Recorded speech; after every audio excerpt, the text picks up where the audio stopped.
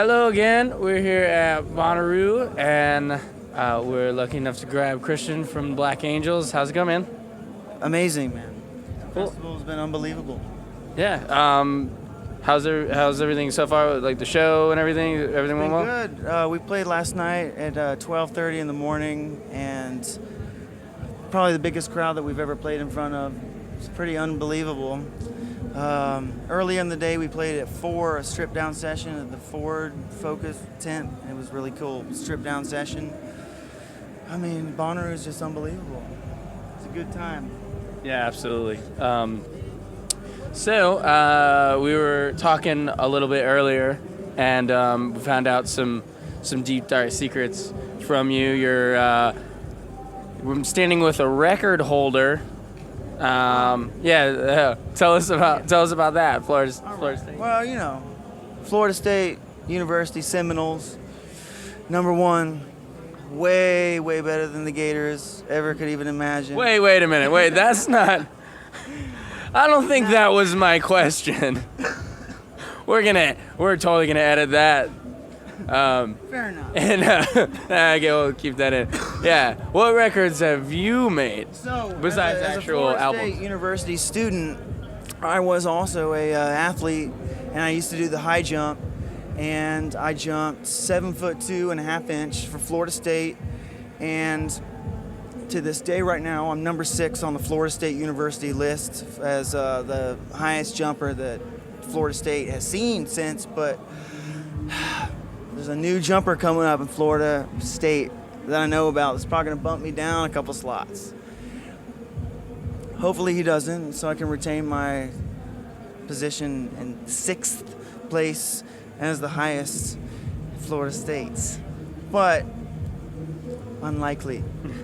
With the future talent that's coming up through Florida State University, #1 collegiate track and field team.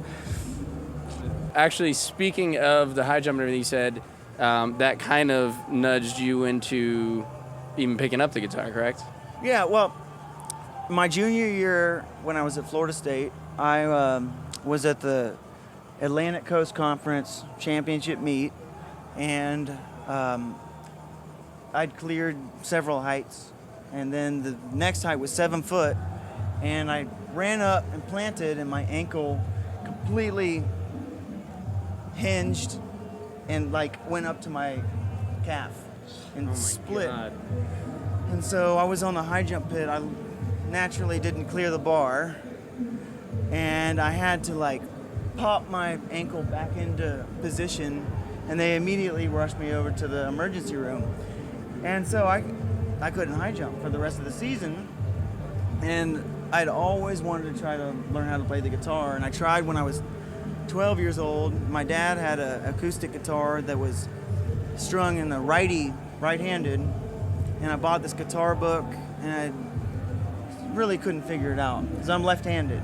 So when I was 20, I figured out that you could string the guitar the same way that a right-handed person plays it. You string it for a left-handed person.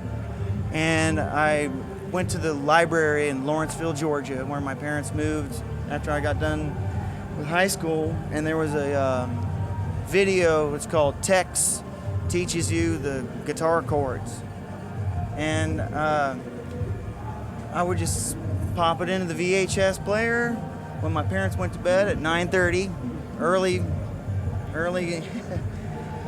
and then 9:30 to 1:30 in the morning, I would watch the Tex Teaches You the Chords for guitar.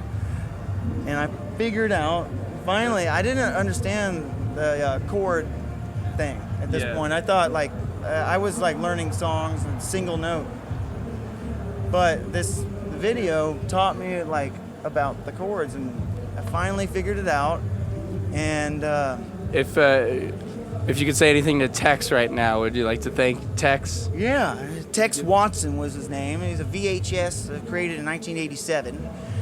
And if not for Tex, then I don't think I'd know how to play the guitar. So thank you to Tex and all of his cohorts for creating that video for me to watch.